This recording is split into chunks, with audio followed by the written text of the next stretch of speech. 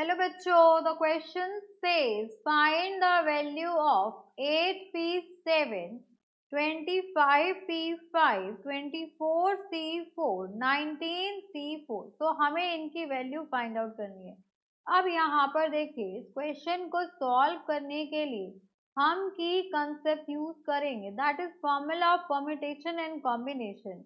So NPR is equals to n factorial upon n minus r factorial. And formula of NCR is equals to n factorial upon n minus r factorial into r factorial. अब हमें किसकी value चाहिए? हमें चाहिए यहाँ पर 8p7.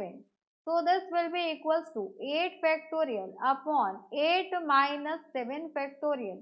तो 8 minus 7 factorial आपका हो जाएगा 1 फैक्टोरियल।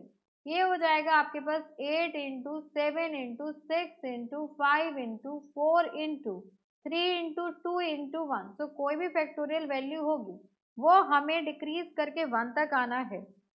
तो इसका product 8 into 7 into 6 into 5 into 4 into 3 into 2, ये वैल्यू हो जाएगी आपके पास 40320।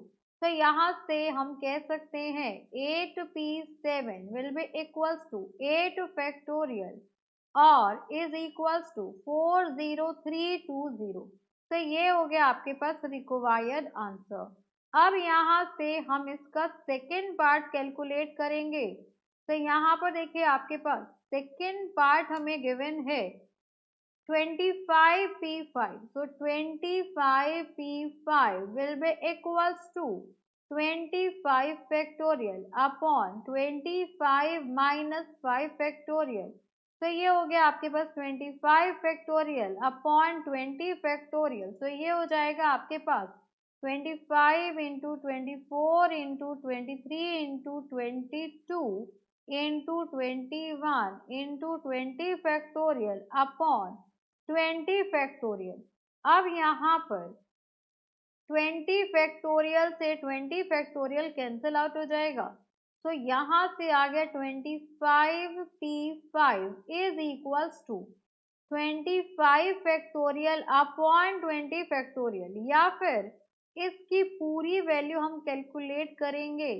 तो यहाँ पर आएगा आपके पास, हमें मल्टीप्लाई करना है 25 इंटू 24 इंटू 23 इंटू 22 इंटू 21।